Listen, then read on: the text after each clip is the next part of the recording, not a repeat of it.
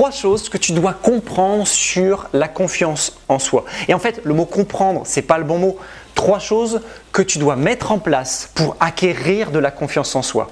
Déjà, première base, je t'invite à aller regarder la vidéo précédente. Si tu te dis, je ne suis pas quelqu'un qui a de la confiance, je ne suis pas quelqu'un qui est très confiant, ok, oublie ça et surtout va voir la vidéo précédente, la vidéo sur laquelle je traite justement de la confiance. Donc, je voudrais arriver sur 3 choses qui me paraissent essentielles par rapport à la confiance et par rapport encore une fois à plein d'incompréhensions.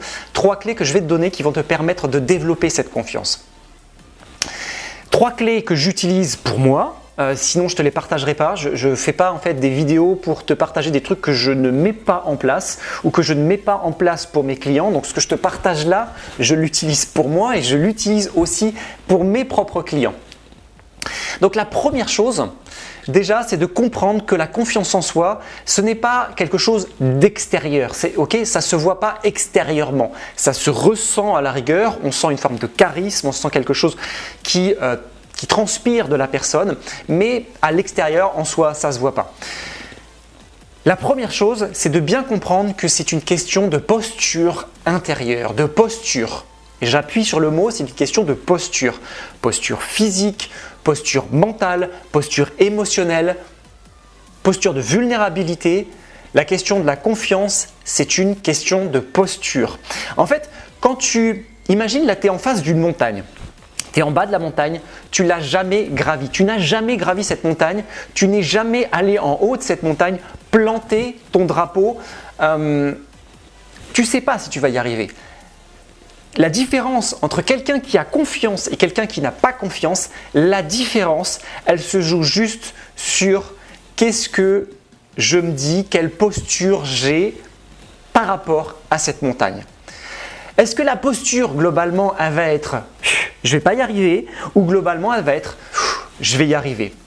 En fait, à partir du moment où tu positionnes ta posture de « je vais y arriver, je sais que je vais y arriver, je suis convaincu que je vais y arriver » et ce n'est pas du bullshit de se dire la pensée positive, tout va bien, tout est génial. Ce n'est pas la réalité. Ce que je suis en train de te partager, c'est que à l'intérieur de toi, profondément, tu sais que tu vas y arriver. Ok ? À partir du moment où tu as ça, où tu as cette posture intérieure, tu vas y arriver en fait. Alors quand je dis tu vas y arriver, il y a 99,99% de chance, il y a le 0,01% que tu ne gères pas parce que ça fait partie aussi des aléas. Et on va en parler aussi sur les 2 autres clés. Mais la première clé, c'est bien de comprendre que la différence entre quelqu'un qui a confiance et quelqu'un qui n'a pas confiance face à cette montagne, c'est la posture.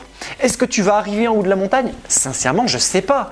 Je ne peux pas te dire si oui ou non tu vas y arriver. Par contre, ce que je sais, c'est que tu vas favoriser à 100% tes chances d'aller là-haut, clairement. Et c'est là où se passe la confiance en soi. C'est ni plus ni moins que là qu'elle se passe.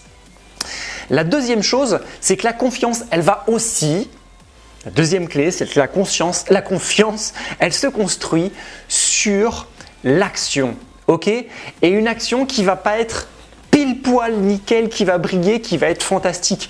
Je prends très souvent cet exemple de l'enfant qui apprend à marcher. Parce que je suis désolé, mais en fait, on a plein de choses à voir et à apprendre de l'enfance. En fait, quand tu regardes un enfant qui marche, en fait, il ne se pose pas la question de savoir s'il marche bien. Et en toute honnêteté, quand tu le regardes marcher, il ne marche pas bien, il marche à moitié en canard, il se dandine à moitié, c'est pas beau. Alors certains vont me dire, mais si, c'est super joli. Oui, c'est joli parce que en fait, ce qui se passe, c'est que quand tu le vois, il patauge un peu, il démarre et on a beaucoup d'empathie vis-à-vis de lui parce qu'on a envie de l'aider, on a envie qu'il avance, on a envie qu'il progresse, bien sûr. Et c'est en ça que c'est joli. D'ailleurs, je fais une petite parenthèse. Si justement tu es dans cette situation de « j'ai du mal, j'arrive pas à avoir plus de confiance », commence par faire ces fameuses actions qui ne sont pas parfaites et tu verras que les gens autour de toi, ils vont avoir aussi de l'empathie parce que justement tu démarres.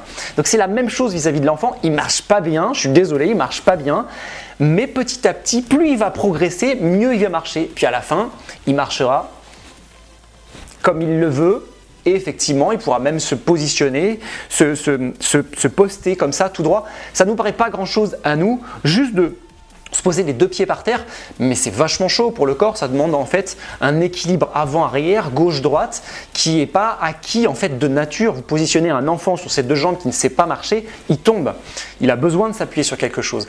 Donc garde ça en tête.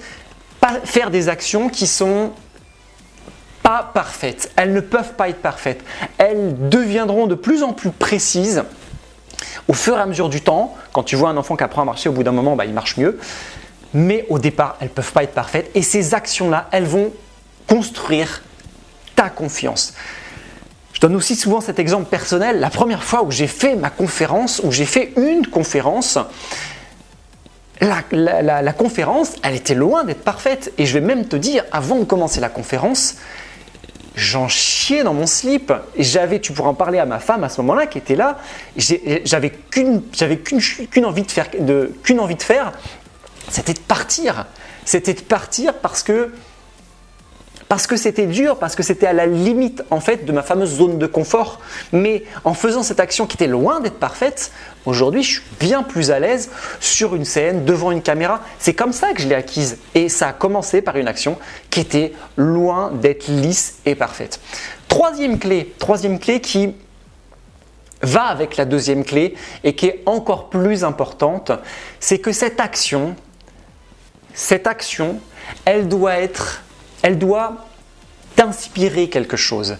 Elle doit correspondre à tes aspirations. Si tu fais une action juste pour faire une action en disant « Waouh, j'ai fait une action de plus » ou « Je vais faire une action et je vais aller hors de ma zone de confort » mais que ce n'est pas quelque chose qui te parle fondamentalement, profondément, c'est quelque chose qui ne te met pas en fait en mouvement plus que ça, si ça ne fait pas de sens pour toi, je t'invite à arrêter de la faire. C'est pas ça qui va développer ta confiance parce que tu vas le faire et la seule chose que tu vas voir en fait c'est ok, j'ai fait des erreurs, j'ai fait ça.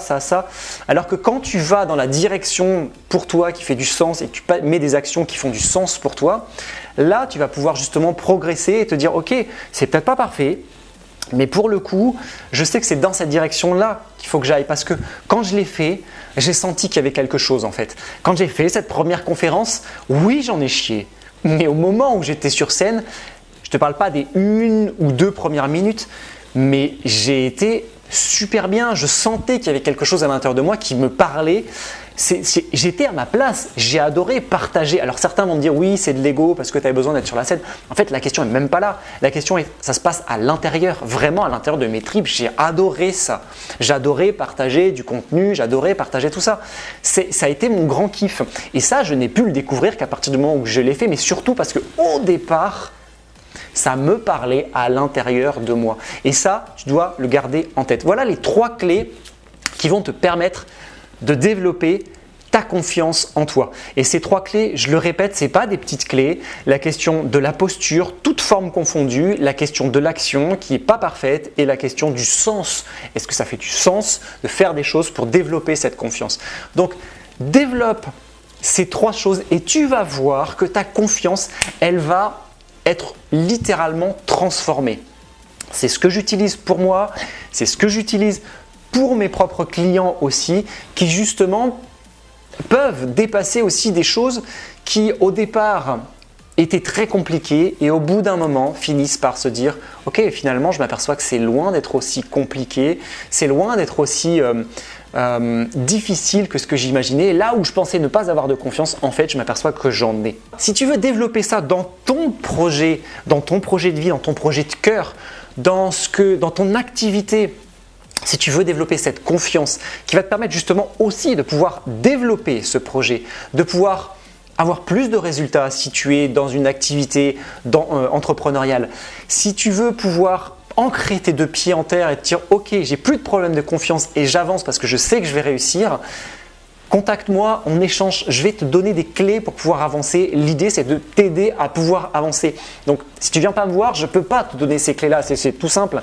Donc, à partir du moment où on interagit ensemble, je te donne ces clés et tu vas justement pouvoir avancer sur ce chemin-là. Je te souhaite une excellente journée, je te souhaite une excellente soirée. Je ne sais pas à quelle heure tu regardes cette vidéo. À très bientôt, bye bye et surtout, n'oublie pas, tu es exceptionnel.